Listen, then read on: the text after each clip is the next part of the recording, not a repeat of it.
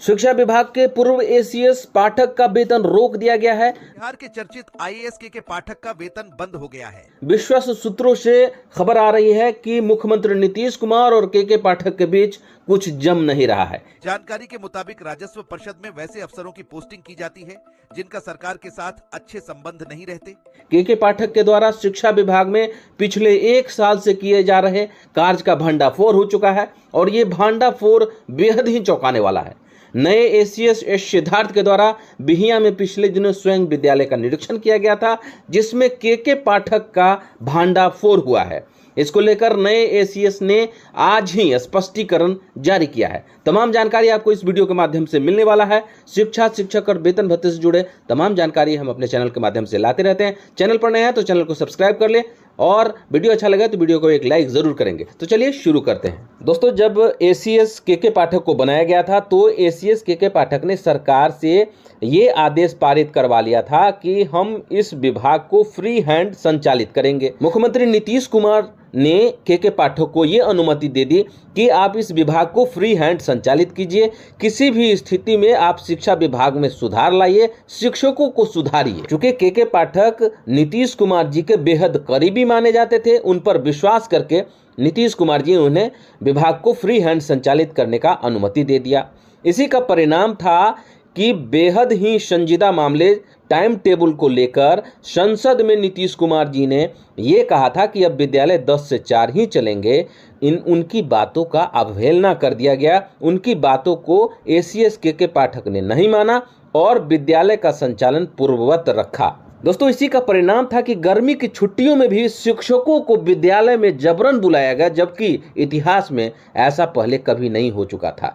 तो अब जब आप पदाधिकारी को फ्री हैंड संचालित करने का खुला छूट दे दीजिएगा तो इसका परिणाम तो इसी तरह का होगा। दोस्तों, इसी का नतीजा था कि पाठक ने बिहार के तमाम विद्यालयों के हेडमास्टर साहब को यह आदेश दे दिया कि छात्र कोष और विकास कोष में जितने पैसे हैं आप बेतहाशा खर्च कीजिए। विद्यालयों की मरम्मती करवाइए, शौचालय बनवाइए, फ्री फायर स्ट्रक्चर बनवाइए, समरसेबल लगवाइए, डेस्क बेंच खरीदवाइए, रंग रोगन करवाइए।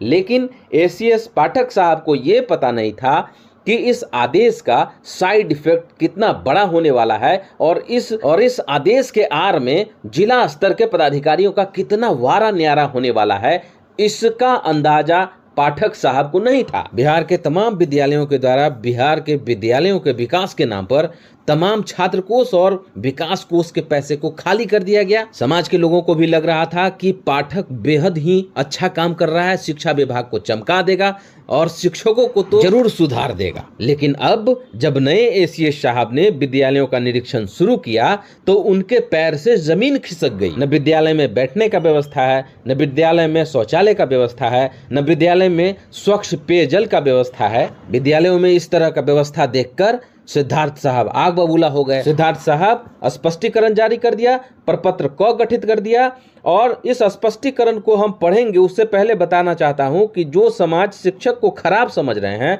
उनके आंख में से जमा हुआ धूल मिट्टी इस स्पष्टीकरण को देखने के बाद साफ हो जाएगा। तो चलिए दोस्तों, ये स्पष्टीकरण क्या है इसको हम पढ़ते हैं। दोस्तों, जैसा कि आप देख रहे हैं ये लेटर है 4 जुलाई को जारी किया गया है। स्टेट प्रोजेक्ट डायरेक्टर ने जिला शिक्षा पदाधिकारी भोजपुर को लिखा है कि आपके जिले के अंतर्गत जो विद्यालय है उसमें बच्चों के बैठने के लिए न डेस्क बेंच पर्याप्त मात्रा में है, न विद्यालय में पीने के लिए पानी है, न विद्यालय में आईसीटी लैब तो है लेकिन उसमें खराब कंप्यूटर है। तो इस तरह का बहुत सारी चीज़ें लिखा गया है जो इस पत्र में स्पष्ट देखा जा सकता है। आपको बता दें कि राज्य में आईसीटी लैब के नाम पर भी करोड़ों अरबों का घोटाला हुआ है।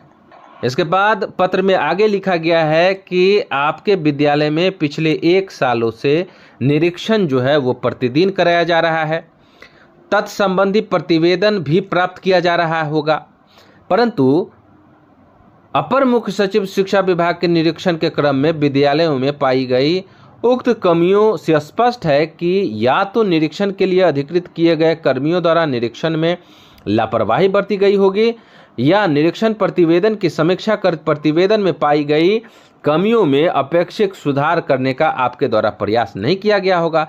ये कृत आपके द्वारा कार्य में बढ़ती जा रही शिथिलता का द्योतक है, क्योंकि विभाग द्वारा लगातार इस तरह के सुधार करने का आदेश दिया गया, लेकिन आपके द्वारा इसमें उदासीनता बढ़ता। क्यों नहीं इस तरह की लापरवाही के लिए आप पर अनुशासनिक कार्रवाई की जाए। तो ये लेटर इन्होंने दिया है शिक्षा विभाग के स्टेट प्रोजेक्ट मैनेजर ने।